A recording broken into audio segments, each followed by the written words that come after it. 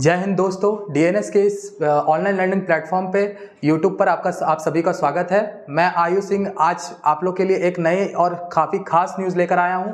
जैसा कि आप सभी जानते हैं कि CUET पीजी का फॉर्म रिलीज़ हो चुका है और अभी कुछ एक दो दिन पहले ही CUET NTA ने अपना नया सिलेबस जारी किया है। हाँ, बिल्कुल आपने सही सुना। मैं आज CUET पीजी का पॉलिटिकल साइंस का सिलेबस आप सभी के सामने डिस्कस करने आया हूँ।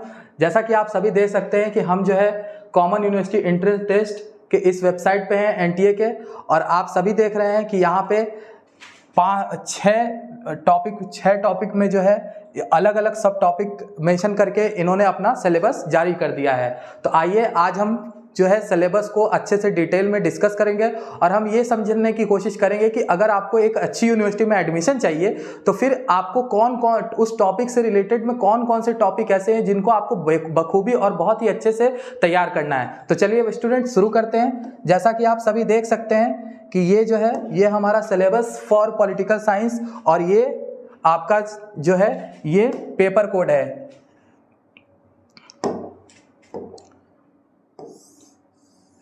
जैसा कि आप सभी देख सकते हैं कि सिलेबस फॉर पॉलिटिकल साइंस और ये आपका पेपर कोड है HUQP 18। ये पेपर कोड जो है ये आप लोग अपने फॉर्म जब अप्लाई करेंगे तो उसमें जिस सब्जेक्ट के लिए अप्लाई करेंगे ये वो पेपर कोड यही बताता है कि ये आपके पॉलिटिकल साइंस का सब्जेक्ट कोड है। अब हम आगे बढ़ते हैं। आगे देखिए, आगे सिलेबस जो है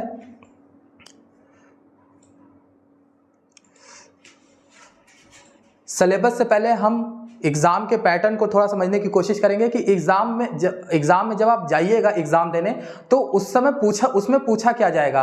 आपका पॉलिटिकल साइंस तो सब्जेक्ट रहेगा ही, उससे रिलेटेड और क्या पूछा जाएगा उस एग्जाम में, उसके अलावा और क्या रहेगा। तो जैसा कि आप सभी देख सकते हैं कि there will be 1 question paper which will have 100 question. एक क्वेश्चन पेपर रहेगा जो कि आपको जो है ऑनलाइन इसके टेस्ट होते हैं। सारे NTA जितने भी अपनी टेस्ट करवाती है, चाहे वो पीजी के एंट्रेंस टेस्ट हो, चाहे वो यूजी के हो, चाहे और किसी अदर एग्जामिनेशन के हो, वो सारे पीजी टेस्ट जो है वो ऑनलाइन होते हैं। तो ऑनलाइन जो होंगे उसमें एक क्वेश्चन पेपर रहेगा जिसमें 100 क्वेश्चंस रहेंगे।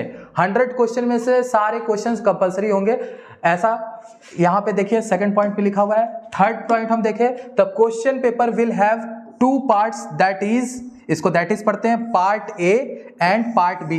बिल्कुल आपने सही पढ़ा दोस्तों। पार्ट A पार्ट B ये जो पैटर्न है इस टेस्ट का, ये लास्ट ईयर से CUET जब से सारे यूनिवर्सिटीज का कॉमन एंट्रेंस टेस्ट करवा रही है तब से ये पैटर्न लागू इन लोगों ने किया है कि पेपर में जो पार्ट होंगे वो 2 पार्ट होंगे, एक पार्ट A होगा और एक पार्ट B होगा। फिर फोर्थ पॉइंट पे आते हैं। Part A will have 25 questions based on language. Language कहने का मतलब यह है कि आप किस लैंग्वेज में अप्लाई करना चाहते हैं, हिंदी में करना चाहते हैं या इंग्लिश में करना चाहते हैं, तो उससे रिलेटेड आपके कुछ क्वेश्चन रहेंगे। उसके बाद आपकी जनरल अवेयरनेस रहेगी, GK GS, ये इससे रिलेटेड कुछ क्वेश्चन रहेंगे। जनरल अवेयरनेस जैसे कि आप डेली जो न्यूज़ पढ़ते हैं उसमें से आपके सब्जेक्ट से रिलेटेड जो न्यूज़ होंगी उससे GK के क्वेश्चन आएंगे। तीसरी टॉपिक जो रहेगी वो मैथमेटिकल रहेगी। 8th या 9th क्लास तक जो सिंपल मैथ्स होते हैं जैसे फ्रैक्शन हुआ, फैक्टराइजेशन हुआ और आपका प्रॉफिट एंड लॉस हुआ, ये सारे टॉपिक से रिलेटेड आपसे क्वेश्चन पूछे जाएंगे। और उसके बाद देख सकते हैं हम कि quantitative ability and analytical skills. इसका कहने का मतलब ये है कि इसमें आपको रीजनिंग के क्वेश्चन पूछे जाएंगे, जैसे कोडिंग डिकोडिंग हुआ और आपका टाइम एंड वर्क हुआ। उसके बाद अगर आप देखें उसमें और भी टॉपिक देखें तो क्लॉक हुआ, इससे रिलेटेड सिटिंग अरेंजमेंट हुआ, इससे रिलेटेड जो है क्वेश्चन इसमें आपसे पूछे जाएंगे। फिफ्थ पॉइंट देखिए, part B will have 75 questions based on subject specific knowledge. और पार्ट B जो रहेगा, पार्ट A में ये चार सब्जेक्ट से क्वेश्चन रहेंगे और फिर उसके बाद जो आपका पार्ट B रहेगा उसमें 75 क्वेश्चन होंगे जो आपका डोमेन, जो आपका पेपर कोड है HUQP 18 पॉलिटिकल साइंस, उससे क्वेश्चन रहेंगे। आइए आगे बढ़ते हैं। आगे हम देखेंगे कि सिलेबस में आपके क्या क्या है। तो ये बहुत ही खुशी की बात है कि NTA ने इस साल सिलेबस में कोई भी चेंजेस नहीं किए हैं। इस साल जो भी लास्ट ईयर का सिलेबस था उसी को इन लोगों ने फिर से रीअपलोड कर दिया है। जैसा कि आप देख सकते हैं कि इन लोगों ने जो है अलग अलग टॉपिक में बांट रखा था, और यूजी का जो सिलेबस है उसके अंडर जितने जो भी चीजें आपने पढ़ रखी हैं उसके अंतर्गत ही, उससे कम ही सिलेबस में एग्जाम में आपसे पूछा जाएगा। तो सबसे पहले जो हम टॉपिक डिस्कस करेंगे वो वेस्टर्न पॉलिटिकल थॉट फिलॉसफी है। वेस्टर्न पॉलिटिकल फिलॉसफी में इन लोगों ने 9 टॉपिक रखे हुए हैं। 9 टॉपिक है Plato, Aristotle, Machiavelli, Hobbes, Locke, Rousseau, JS Mill, Karl Marx, John Rawls. तो ये सारे टॉपिक जो हैं, जिसमें से मैंने एरिस्टोटल पे वीडियो बना के अपलोड किया हुआ है इस चैनल पे, आप उसे एक बार जाएं देखें कि आप अगर आपको उसमें अच्छा लगता है कोई भी चीज़ तो आप कमेंट करें, कमेंट करके वीडियो पे उसके बाद बताएं कि उसमें क्या क्या चीज़ की कमियां हैं और क्या क्या चीज़ अच्छाई हैं, और आप अपने दोस्तों को भी शेयर करें। आने वाले कुछ समय में मैकियावेली पे आपको वीडियो मिलेगा। उसके बाद के अगर हम टॉपिक पे चले तो उसके बाद के टॉपिक पे आप देख सकते हैं कि उसके बाद का टॉपिक जो है वो इंडियन पॉलिटिकल थॉट है। इंडियन पॉलिटिकल थॉट में इन लोगों ने लास्ट ईयर की तरह वही 5 टॉपिक रखे हुए हैं, राजा राम मोहन रॉय, गांधी जी, भीमराव अंबेडकर, सावरकर, वीडी सावरकर, और जो लास्ट टॉपिक है वो है कौटिल्य। इसी तरीके से अगर हम आगे देखने जाएं तो आगे जो है, आगे आपका पॉलिटिकल थ्योरी है। पॉलिटिकल थ्योरी में भी वही चीजें हैं, सेम चीज है। पॉलिटिकल थ्योरी में आपको कॉन्सेप्ट्स पढ़ने हैं। किसके कॉन्सेप्ट्स पढ़ने हैं? तो लिबर्टी के पढ़ने हैं। लिबर्टी में क्या, लिबर्टी में अलग अलग 2-4 थिंकर हैं, उनके जो कॉन्सेप्ट्स है वो चीज आपको पढ़नी है। उसके बाद इक्वालिटी है, इक्वालिटी पढ़नी है कि इक्वालिटी कितने तरह की होती है। इक्वालिटी जितने तरह की होती है उसमें 1-2 थिंकर है, जैसे रोनाल्ड डवर्किन है, उन्हें इक्वालिटी ऑफ रिसोर्सेज दे रखा है, तो वो क्या होता है, ये चीजें आपको इसमें पढ़नी होंगी। उसके बाद देखिए जस्टिस, उसके बाद सॉवरेनिटी, उसके बाद सिटीजनशिप, और उसके बाद जेंडर। ये जो जेंडर है, ये जेंडर टॉपिक नहीं है, ये कोई कॉन्सेप्ट नहीं है, बल्कि ये एक आइडियोलॉजी है। आइडियोलॉजी में एक सब टॉपिक है जो कि फेमिनिज्म के अंदर आता है। ये जो फेमिनिज्म आइडियोलॉजी आप देख रहे हैं, इसके अंतर्गत ये टॉपिक आता है, और बहुत ही छोटा सा टॉपिक है। इसमें आपको कुछ जानना नहीं, खास नहीं जानना है, इसमें बस इतना ही आपको पढ़ना है कि जेंडर होता क्या है, जेंडर समाज में कैसे बिल्ट हुआ है। उसके बाद अगर हम देखें तो डेमोक्रेसी है, ये डेमोक्रेसी, फिर उसके बाद ह्यूमन राइट्स, और फिर तीसरा स्टेट, ये टॉपिक्स है। उसके बाद अगर हम आगे बढ़े तो ये आपका हो गया पॉलिटिकल थ्योरी का टॉपिक रह गया, जो आपके एग्जाम में पूछे जाएंगे। उसके बाद अगर हम आगे बढ़े तो इंटरनेशनल रिलेशन है। इंटरनेशनल रिलेशन में ये हमें कौन कौन से टॉपिक पढ़ना है, तो हमें 2 कॉन्सेप्ट पढ़ने हैं, 2 थ्योरीज पढ़ने हैं, जो कि है रियलिज्म और लिबरलिज्म, यथार्थवाद और उदारवाद। ये 2 टॉपिक हमें इसमें कवर करने हैं। उसके बाद अगर हम आगे बढ़े तो कोल्ड वॉर पॉलिटिक्स पढ़नी है। कोल्ड वॉर पॉलिटिक्स में हम क्या क्या पढ़ेंगे, तो कोल्ड वॉर पॉलिटिक्स में हम जो कोल्ड वॉर के जो भी मेजर इवेंट थे, जो भी मेजर एग्रीमेंट थी, जो भी समझौता हुआ है देश विदेश में, वो सब हम पढ़ेंगे। उस समय में जो जो अंतरराष्ट्रीय संगठन का जो भी उत्पन्न हुए, जो बनाए गए, वो सारी टॉपिक्स इसमें कवर होंगी। उसके बाद अगर हम पढ़े तो ये इंटरनेशनल ऑर्गेनाइजेशन, अंतरराष्ट्रीय संगठन है, जिसमें नाम आता है, सार्क आता है, यूएनओ आता है, एशियान है और ईयू है। ये 5 जो इंटरनेशनल ऑर्गेनाइजेशन है, इसके बारे में आपको पढ़ना है। डी टॉपिक देखें तो इंडिया की फॉरेन पॉलिसी पढ़नी है। इंडिया की फॉरेन पॉलिसी किसके साथ पढ़नी है, तो एक चाइना, दूसरा यूएसए और तीसरा पाकिस्तान। इंडियन फॉरेन पॉलिसी में आप लोग को पढ़ना क्या क्या होगा, तो आपको यूएसए के साथ या फिर चाइना के साथ शुरू से लेके अभी तक अगर कोई वॉर हुई है, अगर कोई एग्रीमेंट हुआ है, अगर कोई पैक्ट साइन हुआ है, जो भी चीजें हुई हैं, वो सारी चीजें आपको पढ़नी होंगी। इन दोनों के बीच में कितने का व्यापार होता है, क्या नहीं होता है, ये सब चीज हम आपको पढ़ाएंगे। उसके बाद के आगे के टॉपिक में हम देखें तो ये अगला जो टॉपिक है वो सबसे ब्रॉड और सबसे लंबा टॉपिक है, जो कि हमारा कहलाता है आईजीपी कहें तो इंडियन गवर्नमेंट एंड पॉलिटिक्स। इसमें ये जो टॉपिक है आपके सिलेबस का, ये सबसे ब्रॉड, और अगर मैं गलत ना कहूं तो ये सबसे ब्रॉड के साथ साथ सबसे इंपॉर्टेंट टॉपिक भी है। जैसा कि आप देख सकते हैं कि इस टॉपिक में सबसे पहला जो हमारा टॉपिक है, सब टॉपिक है, वो है प्रीएम्बल, प्रस्तावना जिसे हम कहते हैं, इसके बारे में आपको पढ़ना है। फिर उसके बाद आपको making of the constituent assembly, कि जो संविधान सभा थी उसका निर्माण कैसे हुआ, उसकी शुरुआत कैसे हुई, उसकी पहली बात किसने रखी। उसके बाद कॉन्स्टिट्यूशनल प्रोविजन। अब आप लोग ये कंफ्यूज होंगे कि कॉन्स्टिट्यूशनल प्रोविजन में आखिर आएगा क्या, क्योंकि ये टॉपिक जो इसमें लिख रखा है, इसमें इन लोगों ने कुछ क्लैरिटी नहीं दी कि कॉन्स्टिट्यूशनल प्रोविजन किसका पूछा जाएगा। तो कॉन्स्टिट्यूशनल प्रोविजन वो प्रोविजन होते हैं जो आर्टिकल के अंदर क्लॉज में लिखे होते हैं। जैसे कि आर्टिकल 16 हुआ तो आर्टिकल 16A, आर्टिकल 16B, जैसे ये सारे टॉपिक हुए, तो वो क्लॉज आपको इसमें पढ़ना होगा। अब आपके मन में ये सवाल आएगा कि कॉन्स्टिट्यूशनल प्रोविजन तो दे दिया, लेकिन प्रोविजन हम किसका पढ़ेंगे? तो प्रोविजन, ये जितने भी टॉपिक हैं इसका हमें प्रोविजन पढ़ना होगा। जैसा कि आप देख सकते हैं कि ये जितने भी टॉपिक हैं इनका प्रोविजन हमें पढ़ना है। वैसे ही हम नेक्स्ट टॉपिक पर बढ़े तो नेक्स्ट टॉपिक पार्लियामेंट टॉपिक है, काफी ब्रॉड टॉपिक है, ये छोटा टॉपिक नहीं, समझने में भी बहुत दिक्कत होती है, तो ये टॉपिक हम अपने कोर्स में कवर करेंगे। उसके बाद हम देखें तो कैबिनेट जो होता है वो क्या होता है, कैबिनेट कितने तरह के होते हैं, ये टॉपिक हम कवर करेंगे। फिर उसके बाद अगर आप आगे देखें तो प्राइम मिनिस्टर, उसके बाद देखें तो प्रेसिडेंट और जो गवर्नर टॉपिक है इसको हम एक साथ लेके चलेंगे, एक साथ इन दोनों को डिफरेंस करते हुए, इन दोनों के बीच में अंतर समझते हुए इन दोनों को लेके चलेंगे।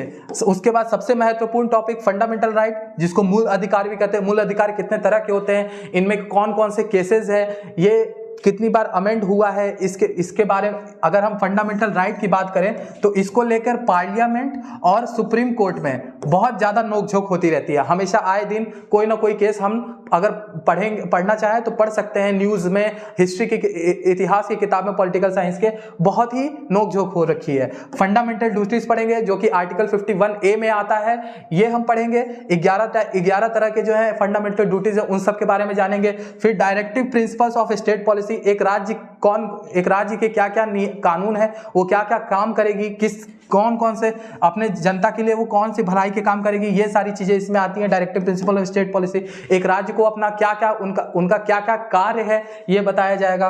अमेंडमेंट हम पढ़ेंगे। अभी तक जैसे कि आप सब जानते हैं, जो भी पॉलिटिकल साइंस के स्टूडेंट जिन्होंने पढ़ रखा है अमेंडमेंट के बारे में, थोड़ा बहुत भी जानते हैं, तो वो जानते हैं कि अमेंडमेंट जो टोटल हुई है वो 105 अमेंडमेंट अभी तक हो चुकी है। 105 अमेंडमेंट अभी तक हो चुकी हैं, तो इसके बारे में हम पढ़ेंगे। अब हालांकि हुए तो 105 अमेंडमेंट है, लेकिन हम 105 नहीं पढ़ेंगे, इसमें से जो इंपॉर्टेंट अमेंडमेंट है वो सारे पढ़ेंगे। जैसे EWS किससे आया, GST कौन से अमेंडमेंट से लागू हुआ, आर्टिकल 370 था वो हटाया गया, कौन से अमेंडमेंट से हटाया गया, ये सब चीज हम पढ़ेंगे। उसके बाद गवर्नर टॉपिक को मैंने बता दिया है कि वो हम जो है प्रेजेंट के साथ पढ़ेंगे। उसके बाद हम स्टेट गवर्नमेंट में आते हैं। देखिए ये जो टॉपिक है, ये टॉपिक काफी ब्रॉड टॉपिक है, ये इसके अंदर बहुत से सब टॉपिक आ जाते हैं। जैसा कि इन लोगों ने मेंशन नहीं कर रखा है कि स्टेट गवर्नमेंट में पढ़ना क्या है, तो हम जैसा कि जानते हैं कि स्टेट गवर्नमेंट में स्टेट के अंदर जो भी पोस्ट आती है, जो भी कॉन्स्टिट्यूशनल पोस्ट आती है, जो भी संवैधानिक कार्यभार आते हैं, जो भी पद आते हैं, उनके बारे में हम पढ़ेंगे। अब आप पूछिएगा सर वो क्या क्या होती है, तो पहला तो ये गवर्नर होता है। दूसरा, मैं पहले ये सब मिटा देता हूं ताकि आपको जो है अच्छे से समझ में आए। जैसा कि आप देख सकते हैं कि स्टेट गवर्नर, पहला टॉपिक तो गवर्नर ही आ जाएगा। दूसरा आएगा चीफ मिनिस्टर, जिसे आप CM कहते हैं, चीफ मिनिस्टर। फिर उसके बाद जो है हाई कोर्ट, उसके बाद इसके स्टेट लेजिस्लेचर, ठीक है, स्टेट लेजिस्लेचर। ये सारे टॉपिक आपको इसमें कवर, ऐसे इसी से रिलेटेड आपको 4-5 टॉपिक कवर करने होंगे इसके अंतर्गत, स्टेट गवर्नमेंट के अंतर्गत। अब आगे देखिए, आगे हमें फेडरलिज्म पढ़ना है। फेडरलिज्म की मतलब भारतीय जो भारतीय व्यवस्था है, राज्य व्यवस्था है, उसमें फेडरलिज्म क्या होता है, फेडरलिज्म कितने टाइप का होता है, ये हमने कहां से लिया है, ये जो है ये हमें पढ़ना है। उसके बाद हम पॉलिटिकल पार्टीज पढ़ेंगे। पॉलिटिकल पार्टीज में हमें ये दरअसल पढ़ना है कि पॉलिटिकल पार्टी बनती कैसे हैं, उनको पॉलिटिकल पार्टी होने का दर्जा कैसे मिलता है। पॉलिटिकल पार्टी 2 टाइप की होती हैं, एक नेशनल होती हैं, एक रीजनल होती हैं। जैसे कि अगर आप देखें तो बीजेपी हुई, कांग्रेस हुई, ये सब नेशनल पार्टी है, राष्ट्रीय स्तर की पार्टी है। लेकिन उसी में अगर आप 2-4 पार्टी अगर रीजनल ढूंढना चाहे तो रीजनल पार्टी भी बहुत सारी होती हैं। तो हम इनके बारे में पढ़ेंगे कि नेशनल पार्टी होती कैसी है, नेशनल पार्टी बनती कैसी है, उसके लिए क्या एलिजिबिलिटी होती है, ये हम पॉलिटिकल पार्टी के टॉपिक में पढ़ेंगे। उसके बाद आप देखिए इलेक्शन टॉपिक है। इलेक्शन हमें ये पढ़ना है कि इलेक्शन में कुछ कॉन्स्टिट्यूशनल पोस्ट होते हैं, उसके बारे में पढ़ेंगे। इलेक्शन होता कैसे है, एक इलेक्शन में कौन कौन से ऑफिसर्स लगते हैं, उनकी पोस्ट कौन कौन सी होती है, वो कैसे जो है उनका चुनाव किया जाता है, ये हम पढ़ेंगे। इलेक्शन प्रोसेस क्या होता है, ये भी हम पढ़ेंगे इसमें। उसके बाद अगर हम आए तो लोकल गवर्नमेंट कौन सा टॉपिक है, तो लोकल गवर्नमेंट में 2 तरह के टॉपिक इसमें है। एक है म्यूनिसिपैलिटी,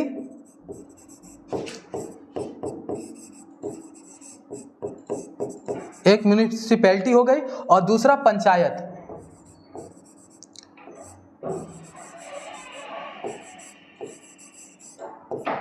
ये दो टॉपिक हम जो है इसमें कवर करेंगे। दोनों कॉन्स्टिट्यूशनल अमेंडमेंट से संविधान में जोड़े गए हैं, एक 73rd से जोड़ा गया है तो एक 74th से जोड़ा गया है। इन दोनों के आर्टिकल्स हैं वो भी हम पढ़ेंगे। तो ये सारे टॉपिक जो है हमारे लोकल गवर्नमेंट में कवर होंगे। उसके बाद अगर आप आगे देखें तो आगे जो टॉपिक है वो है जुडिशरी। जुडिशरी में आपको क्या क्या पढ़ना होगा? तो जुडिशरी में आपको दो से चार टाइप के जुडिशरी के टॉपिक कवर करने होंगे। वो टॉपिक कौन कौन से हैं? तो पहला तो सुप्रीम कोर्ट हो गया, जो कि आपका यूनियन गवर्नमेंट के अंतर्गत आता है। दूसरा, जैसा कि मैंने बताया कि आप स्टेट गवर्नमेंट जो पढ़ेंगे उसी में आपको एक टॉपिक पढ़ना होगा एचसी, तो ये भी जुडिशरी के अंतर्गत ही आ जाता है। फिर आपको सब ऑर्डिनेट कोर्ट पढ़ने होंगे। सब ऑर्डिनेट कोर्ट मतलब कि जिला न्यायालय जो होता है, जो एक सिटी में जो कोर्ट होता है वो आपको डिस्ट्रिक्ट कोर्ट के बारे में पढ़ना होगा। फिर आपको ट्राइब्यूनल्स के बारे में थोड़ा बहुत पढ़ना होगा। ट्राइब्यूनल्स एक बहुत ही छोटा टॉपिक है, इसके बारे में आपको पढ़ना होगा। ये आपके जुडिशरी के अंतर्गत आ जाते हैं। उसके बाद अगर हम देखना चाहें तो उसके बाद हमें गवर्नेंस पढ़ना है। गवर्नेंस में कौन कौन सा टॉपिक आता है? तो गवर्नेंस में छोटे छोटे टॉपिक हैं जैसे कि नीति आयोग, ये सारे जितने भी टॉपिक हैं वो सारे टॉपिक आपको पढ़ने होंगे। ये कॉन्स्टिट्यूशनल, कुछ कॉन्स्टिट्यूशनल इसमें पोस्ट आते हैं, संवैधानिक कुछ पद आते हैं, कुछ असंवैधानिक पोस्ट आते हैं, तो वो सारे टॉपिक इसमें आपको कवर करने होंगे। उसके बाद अगर हम आगे बढ़े, इसके बारे में मैं एक बात और बता देना चाहता हूं कि लास्ट ईयर के पेपर में सबसे ज्यादा अगर किसी भी टॉपिक से सवाल पूछा गया है और सबसे हार्ड क्वेश्चन अगर पूछे गए हैं तो वो जो है हमारा इसी टॉपिक से पूछा गया है, इंडियन गवर्नमेंट एंड पॉलिटिक्स। तो इसे हमें बिल्कुल भी नजरअंदाज करके नहीं चलना है। जैसा कि मैं आपको बता चुका हूं कि डीनेस के एजुकेयर एक्ट पे मैं खुद एमए पॉलिटिकल साइंस का मेंटर आयुष सिंह आपके लिए बैच लेकर आया हूं और मैं इस बैच के अंतर्गत आपके इन सारे टॉपिकों को कवर कराऊंगा। उसके बाद उसी में हम आगे बढ़ते हैं। तो उसमें आपको आगे क्या क्या पढ़ना है? तो आगे जो टॉपिक है वो है कंपैरेटिव पॉलिटिक्स। कंपैरेटिव पॉलिटिक्स में आपको क्या पढ़ना है? तो कंपैरेटिव पॉलिटिक्स में आपको पॉलिटिकल कल्चर पढ़ना है। पॉलिटिकल कल्चर में आपको क्या पढ़ना होगा? तो आलमेंड एंड वर्बा का जो पॉलिटिकल कल्चर का जो उनका सिद्धांत है वो हमें पढ़ना होगा। पॉलिटिकल पार्टी क्या होती है वो पढ़ना होगा। एक इलेक्टोरल सिस्टम कैसे काम करता है चुनाव करवाने के लिए वो पढ़ना होगा। अप्रोचेस एंड मॉडल्स पढ़ने होंगे अलग अलग तरीके के। जैसे दो तरीके के अप्रोचेस होते हैं, एक आपका जो होता है वो ट्रेडिशनल होता है, मतलब कि पुराना अप्रोच, और एक जो होता है वो आपका मॉडर्न अप्रोच होता है। तो मॉडर्न अप्रोच, इसमें भी अलग अलग तरीके के मॉडल्स होते हैं, ठीक है, तो वो आपको पढ़ना होगा। टाइप्स ऑफ रिजीम्स पढ़ना होगा, कितने टाइप्स के रिजिम्स होते हैं वो अलग अलग रिजिम्स के बारे में आपको पढ़ना होगा। उसके बाद अगर हम आगे देखें तो उसके बाद आपका जो टॉपिक आता है वो आता है आपका public policy in India. Public policy in India की मतलब पब्लिक पॉलिसी कितने टाइप्स के होते हैं, उनका बनाने का प्रोसेस क्या होता है, उनके मॉडल्स कौन कौन से होते हैं, कौन कौन से मॉडल पे पब्लिक पॉलिसियां बनती हैं, ये चीज हमें इसमें पढ़ना होगा। और मैं आपको बता देना चाहता हूं कि ये जो पब्लिक पॉलिसी ऑफ इंडिया है ये एक तरीके का पब्लिक एडमिनिस्ट्रेशन का टॉपिक है। ये पब्लिक एडमिनिस्ट्रेशन के अंदर आता है जो कि आपको पढ़ना होगा। उसके बाद अगर हम आगे देखें तो हमारा लास्ट टॉपिक जो आता है वो आता है general issues of contemporary relevance. ये बहुत छोटा सा टॉपिक है, इसमें इसके जो मैटर हैं, जो इनका रिसोर्स है वो मैं आपको प्रोवाइड करवाऊंगा। इसमें ज़्यादा कुछ आपको पढ़ना नहीं है, बस 3 टॉपिक इसमें आपको कवर करना है। इसमें आपको ग्लोबल जस्टिस पढ़ना है। ग्लोबल जस्टिस क्या था? तो ग्लोबल जस्टिस का जो सबसे पहला सिद्धांत अगर आप देखना चाहें तो ग्लोबल जस्टिस का सबसे पहला सिद्धांत जो है वो जॉन रॉल्स ने दिया था। जॉन रॉल्स, जो कि बिल्कुल आप ठीक पहचान रहे हैं, जॉन रॉल्स, वही जॉन रॉल्स जिनको हम अपने WPT के थिंकर के सबसे लास्ट टॉपिक में कवर करेंगे, वो जॉन रॉल्स ही हैं। ग्लोबल जस्टिस हमें पढ़ना होगा। उसके बाद इस टॉपिक के बाद जो हमें पढ़ना है वो नेशनलिज्म पढ़ना है। नेशनलिज्म में हम Ernest Barker, Anthony D Smith और बेनेडिक्ट एंडरसन इनके बारे में हम पढ़ेंगे। उसके बाद हमें क्लाइमेट चेंज पढ़ना है। क्लाइमेट चेंज में क्या क्या पढ़ना है? तो क्लाइमेट चेंज में UN से रिगार्डेड, जो यूनाइटेड नेशन है उससे रिगार्डेड जो भी इसमें एग्रीमेंट हुआ है, क्लाइमेट चेंज का सबसे पहला जो सम्मेलन हुआ था वो कब हुआ था, ये सब चीज हमें पढ़ना होगा। जैसे क्योटो प्रोटोकॉल हुआ, स्टॉकहोम कॉन्फ्रेंस हुआ, तो ये सब चीज के बारे में हमें पढ़ना है। तो ये रहा आपका सिलेबस। हम आपसे ये कहना चाहते हैं कि ये सारे टॉपिक जो है वो, जैसा कि मैं पहले ही आपको बता चुका हूं कि ये सारे टॉपिक जो होंगे ये हम आपके साथ और हमारे साथ हम दोनों मिलकर साथ में कवर अप करेंगे और ये सारे टॉपिक जो हैं वो हम दोनों मिलकर जो DNS day night study YouTube channel के ज़रिए जो आपका एमए पॉलिटिकल साइंस का जो बैच बनाया गया है, जो आपके लिए MA political science CUET PG 2023 के लिए जो बैच बनाया गया है, उसमें हम ये सारे टॉपिक्स कवर करेंगे। आपका ये पूरा सिलेबस हम उसी टॉपिक में उसी बैच में कवर करेंगे। और फिर उसके बाद हम इसके बाद क्या करेंगे, जैसा कि 2 महीना टाइम है, आप सभी जानते हैं स्टूडेंट कि 2 महीने के टाइम में हम क्या क्या करेंगे। तो हम करेंगे ये पहले जो आपका टॉपिक है, ये जितने भी सिलेबस से रिगार्डिंग टॉपिक है, इसको हम कवर अप करेंगे। कवर अप करने के बाद हम उसके बाद क्या करेंगे, तो उसके बाद जो है हम लाइव टेस्ट होगा आप लोगों का। आप लोगों क्या होगा, लाइव टेस्ट होगा, ताकि आपकी प्रिपरेशन को जो है एक तरीके से मजबूती दी जाए, आप ये कंफर्म हो पाए कि हाँ आपकी तैयारी किस लेवल की है। हम जैसा कि बता चुके हैं कि आपको पॉलिटिकल साइंस के बैच में आपको जो सबसे महत्वपूर्ण चीज दी जाएगी वो हर टॉपिक के बाद उस टॉपिक से रिलेटेड एमसीक्यूज आपको मिलेंगे। बैच के उसी फोल्डर के नीचे, आपके लेक्चर के नीचे जो है आपको एमसीक्यूज मिलेंगे, जो कि उस टॉपिक से रिलेटेड लगभग 20 से 25 एमसीक्यू होंगे, जो कि आपको लगाने हैं और लगा के उसके साथ आपको उसकी आंसर की उपलब्ध कराई जाएगी। वो आपको करना है। आपको Sunday to Sunday Google Meet पे क्लास होगा आपका।